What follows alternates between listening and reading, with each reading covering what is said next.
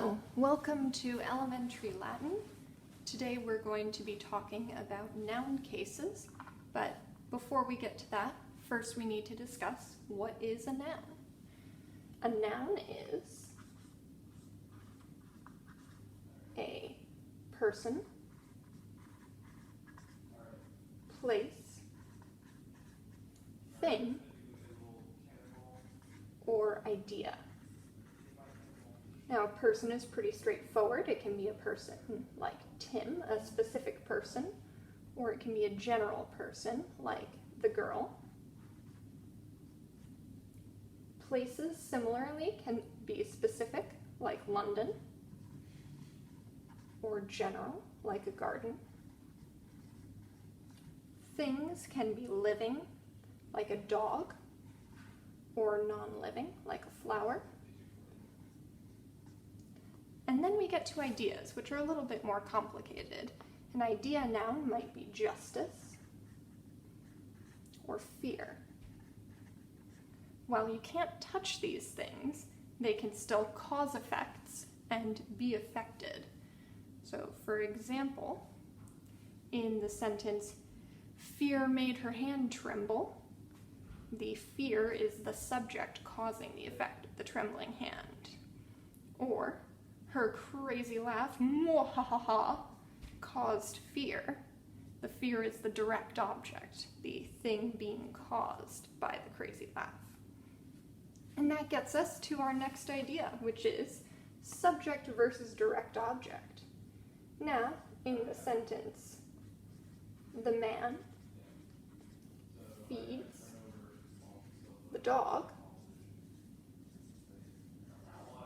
we can see that our verb is feeds, that's the action that's happening, while the man is our subject, the one doing the feeding, and the dog is our direct object.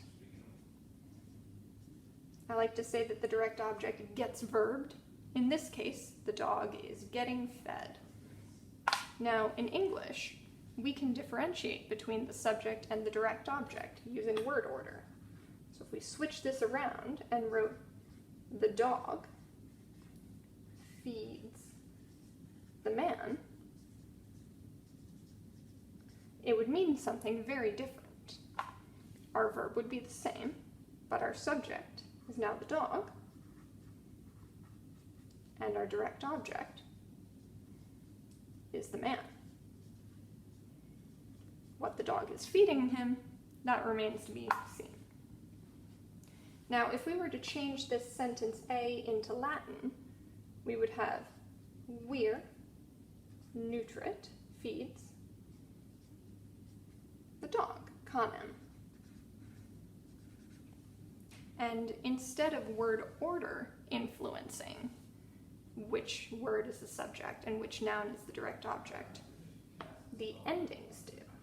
So I can write sentence B while keeping the words in the same order. So I can write "virum nutrit canis." Even though the words are in the same order, this now matches sentence B. The dog feeds the man. And we can see that word ending, for example, that M ending signifying a direct object, can show what the noun is doing in the sentence. This is an example of what is called a noun case. And in Latin, there are a variety of different uses that a noun can have, and each of those uses has a different case. So let's take a look at those.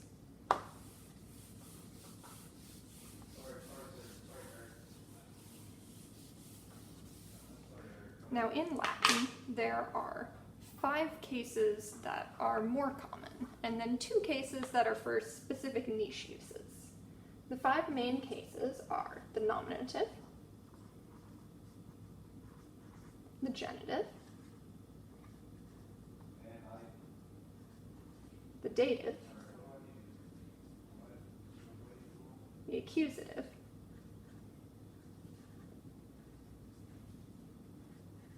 and the ablative. Those two niche cases that are for more specific things are the vocative and the locative. And we'll quickly talk about those today too. Now, the nominative, each case has a use, and many of them have a specific translation that helps you identify that use. So the nominative is the subject. It does the action.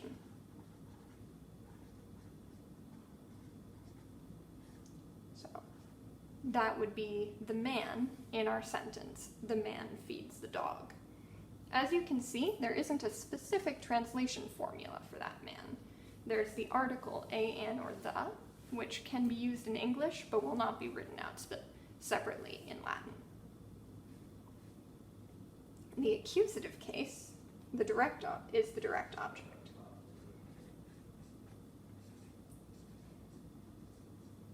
This is the thing that gets verbed.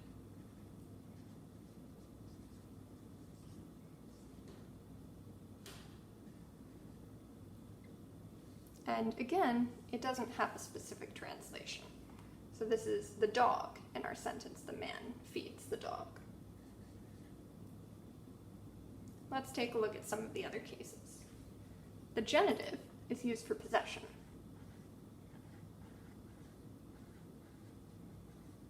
When something is being owned by someone. Now, in English, we usually use the apostrophe s to identify possession, but we can also use of the word. So you can have Sophia's book or the book of Sophia. Either way, the book belongs to Sophia. Notice that the genitive is used for the person doing the possessing, not the thing being possessed. The next case is the indirect object, and this is closely related to the direct object.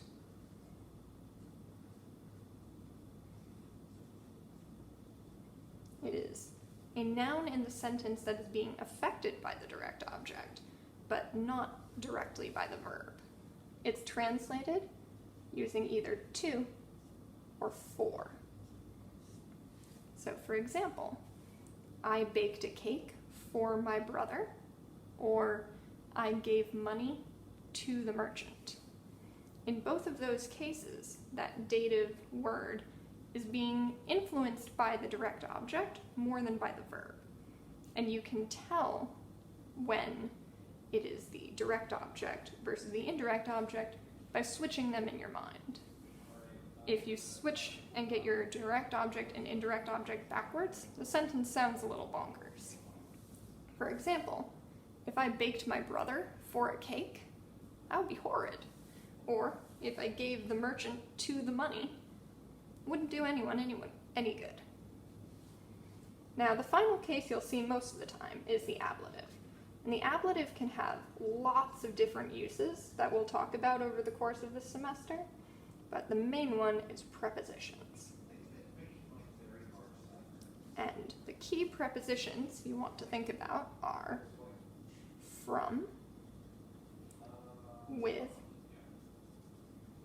in, and by, which you can use the acronym FWIB.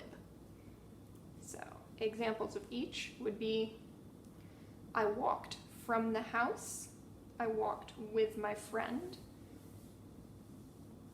I slept in my bed, and I read a book by my favorite author. Now, those last two cases, the niche ones, the vocative is for direct address.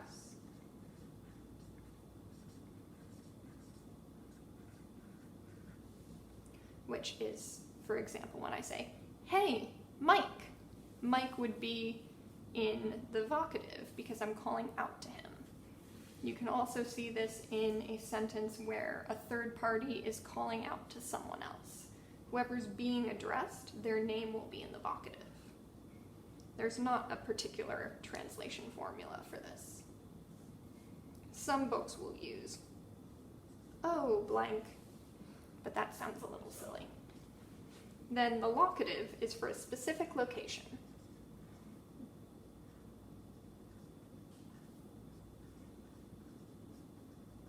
And will be translated at the place. And this is used primarily with proper noun or specific locations. So if I were saying I were at Rome, that would use the locative case. And these are the noun cases used in Latin. I would recommend taking a screenshot of this image for future reference. Let's do a few examples.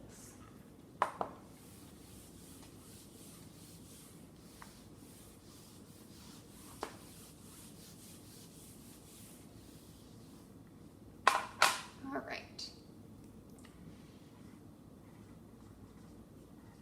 Cornelia visits Lucia. Now, in this sentence, our verb is visits, and the person who's doing the visiting is Cornelia. She's our subject, and she'll be in the nominative case. Lucia, on the other hand, is getting visited. She's receiving the action of the verb, and is our direct object. So she'll be in the accusative case. Let's do something a little bit more complicated. Lucia has a message for Marcus. In this sentence, our verb is has, and the person who's doing the having is Lucia. She's our nominative subject. What Lucia has, what's receiving the action, is that message, so it's in the accusative. And then for Marcus, as we can see, we've got that for as a tip-off. He is our indirect object, and he'll be in the dative case. So, Lucia doesn't have Marcus. He's not your direct object, but he is being affected by the direct object. The message is for him. Now, when Lucia delivers Marcus's message,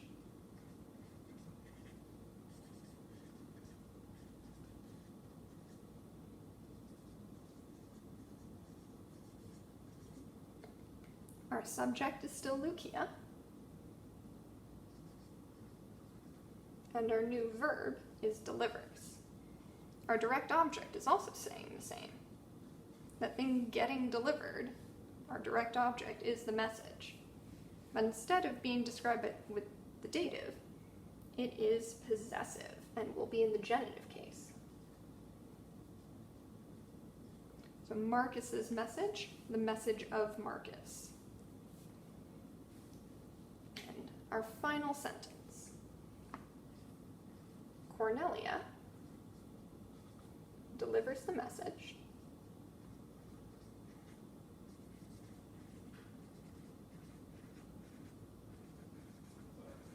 with Lucia.